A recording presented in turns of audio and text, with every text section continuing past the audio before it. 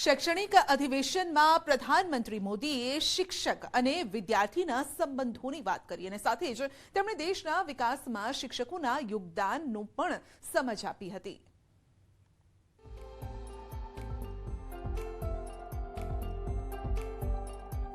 PM Modi gift city खाते आयोजित प्राथमिक शिक्षक संघना राष्ट्रीय अधिवेशन में अनेक तलस्पर्शी बाबतों अंगे बात करी। विद्यार्थियों जिज्ञासा और प्रभावशाળી जागृतिए शिक्षणना परंपरागत माળખાને बदल्યું છે।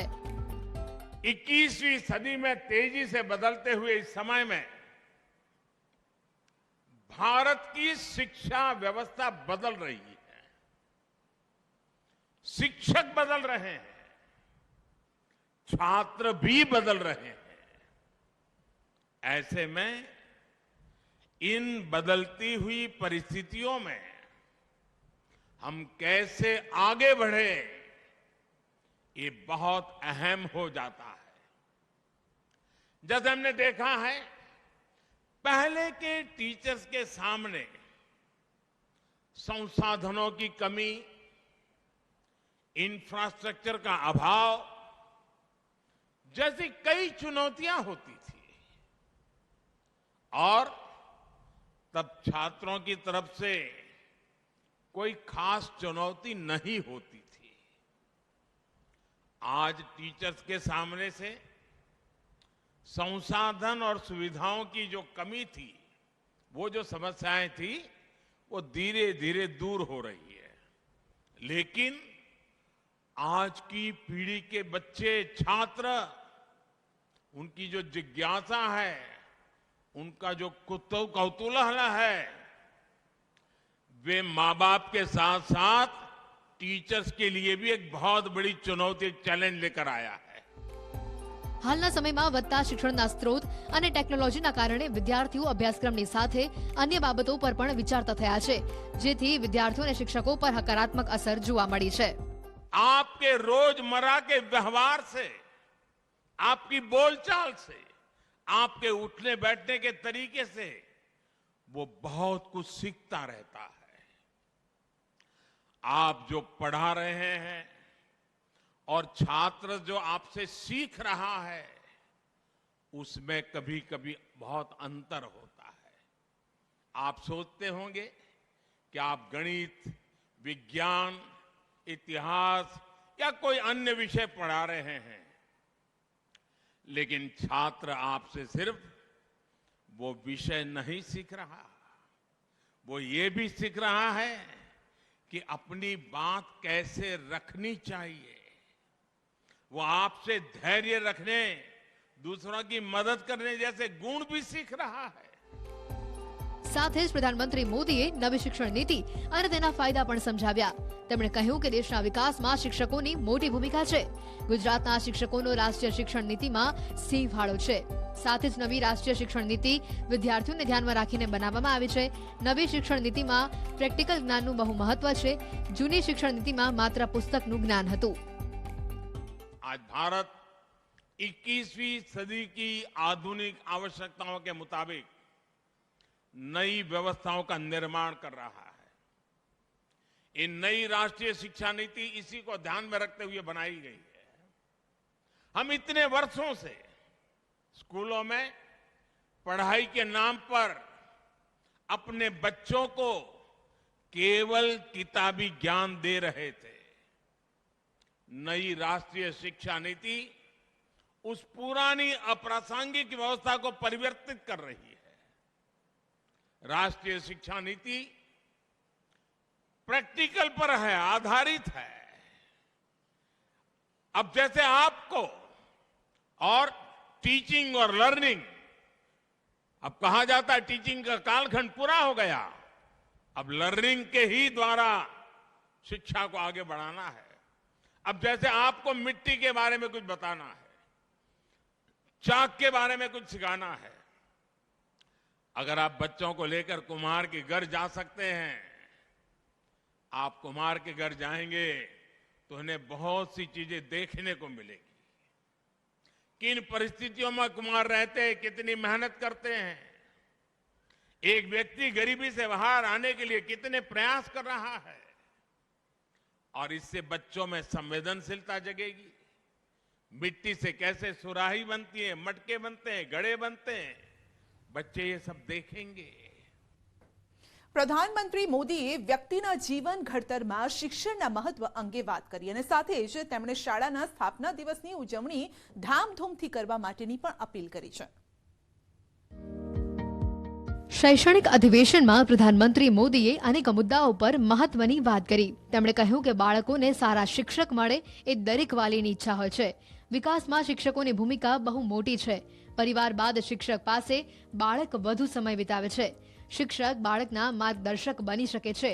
લોકો એન્જિનિયર બનવા માંગે છે, ડોક્ટર બનવા માંગે છે. બહુ ઓછા લોકો શિક્ષક બનવા માંગે છે.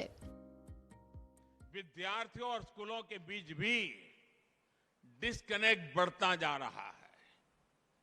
पढ़कर निकलने के बाद बच्चे स्कूल को तब याद करते हैं जब उन्हें कोई फॉर्म भरना होता है और वहां से कोई दाखला लेना होता है. मैं बहुत बार लोगों से पूछता हूं, क्या आपको मालूम है कि आपकी स्कूल का स्थापना दिवस या आपकी स्कूल का जन्मदिन कब होता है? जन्मदिन यानी वो कौन सा दिन था जब आपका स्कूल उस गांव में शुरू हुआ था.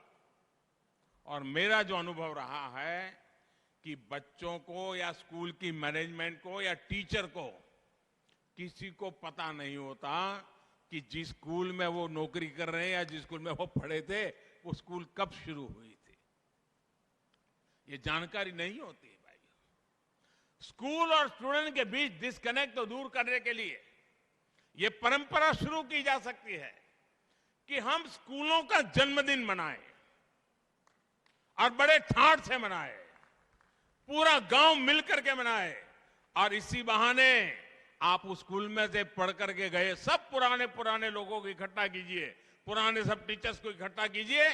आप देखिए एक पूरा माहौल बदल जाएगा, अपनत्व की एक नई शुरुआत हो जाएगी. આજકાલના વિદ્યાર્થીઓ અને શિક્ષકોને તેમની શાળાનો જન્મદિવસ ક્યારે હોય છે તે ખ્યાલ નથી હોતો. શાળા અને વિદ્યાર્થીઓ વચ્ચે રહેલું ડિસ્ટન્સ ઘટાડવા માટે આપણે આ પહેલ કરી શકીએ. સ્વાસ્થ્યનો વિષય આજકાલના બાળકો માટે મૂળભૂત કારણ બની ગયું છે. બાળકોના સર્વાંગી વિકાસ માટે આ દરેક બાબતો ખૂબ જ જરૂરી છે. આજકાલના બાળકોને પરસેવો શું છે તે ખબર નથી.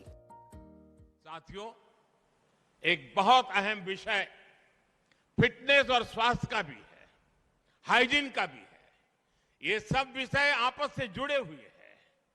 बहुत बार मैं देखता हूं कि बच्चों का जीवन इतना शिथिल हो गया है कि पूरा दिन निकल जाता है, कोई शारीरिक एक्टिविटी नहीं होती है. या तो डिजिटली मोबाइल पे बैठा है या टीवी के सामने बैठा है. मैं कभी कभी स्कूलों में जाता था तो बच्चों को पूछता था, अच्छा भाई कितने बच्चे हैं जिनको दिन में 4 बार पसीना होता है, बताइए. बहुत बच्चों को तो मालूम ही नहीं पसीना क्या होता है. बच्चों को पसीना नहीं आता क्योंकि उनको खेलने का कोई रूटीन ही नहीं है. ऐसे में उनका सर्वांगीण विकास कैसे होगा? आप सभी जानते हैं सरकार बच्चों के पोषण पर कितना फोकस कर रही है. सरकार मिड डे मील की व्यवस्था करती है. अगर भावना ये होगी कि किसी तरह खाना पूरी कर देनी है, कागजों में से सब ठीक रहना है, तो पोषण को लेकर चुनौतियां आती रहेगी. मैं उसको दूसरे तरीके से देखता हूं दोस्तों. પ્રધાનમંત્રીએ પોતાના વિદ્યાર્થી કાળના સંસ્મરણો પણ વાગોળ્યા. શિક્ષક અને વિદ્યાર્થીઓ વચ્ચેના સંબંધની પણ વાત કરી. तो मेरी 2 इच्छाएं थी, व्यक्तिगत 2 इच्छाएं. एक, बचपन में जो मेरे साथ स्कूल में पढ़ने वाले मेरे दोस्त थे उनको मैं सीएम के घर बुलाऊं, क्योंकि मैं एक परिव्राजक था, मेरा नाता सबसे टूट चुका था, 3 दशक बीच में बीत गए थे, तो मेरा मन कर गया कि उन पुराने दोस्तों को याद करूं. और दूसरी मेरी इच्छा थी कि मेरे सभी टीचर्स को मैं अपने घर बुलाऊं और उनका सम्मान करूं. और मुझे खुशी है कि उस समय जब मैंने मेरे टीचर्स को बुलाया, एक टीचर की उम्र 93 थी. और आपको साथियों गर्व होगा, मैं एक ऐसा विद्यार्थी हूं, आज भी मेरे जितने टीचर जीवित हैं मैं उनके साथ जीवन संपर्क में हूं. आज भी. આણંદ જિલ્લાના ગ્રામીણ અને શહેરી વિસ્તારના 461 જેટલા લોકોને આવાસ અર્પણ કરવામાં આવ્યા. આણંદ નગરપાલિકા સંચાલિત પ્રધાનમંત્રી આવાસ લોકાર્પણ કાર્યક્રમમાં હાજર 3 લાભાર્થી સાથે વાતચીત કરી અને તેઓની વ્યથા પણ જાણી. યોજનાના લાભાર્થીઓએ પ્રધાનમંત્રી મોદીનો આભાર વ્યક્ત કર્યો. કાર્યક્રમ દરમિયાન સાંસદ મિતેશ પટેલ, પાલિકાની વહીવટી ટીમ અને સ્થાનિક લોકો ઉપસ્થિત રહ્યા.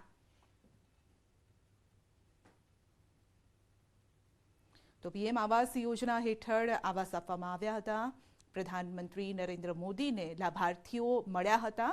મળીને તેઓએ ખુશી પણ વ્યક્ત કરી હતી. આ સાથે જ પીએમ નરેન્દ્ર મોદીએ તેમની વ્યથા પણ જાણી હતી. અત્યાર સુધીનો તેમનો સંઘર્ષ કયા પ્રકારનો રહ્યો છે, કઈ પરિસ્થિતિમાં તેઓ જીવ્યા, તે અંગે પણ તેઓએ વાતચીત કરી હતી. બુલેટિનમાં અત્યારે બસ આટલું જ. રજા આપશો. નમસ્કાર.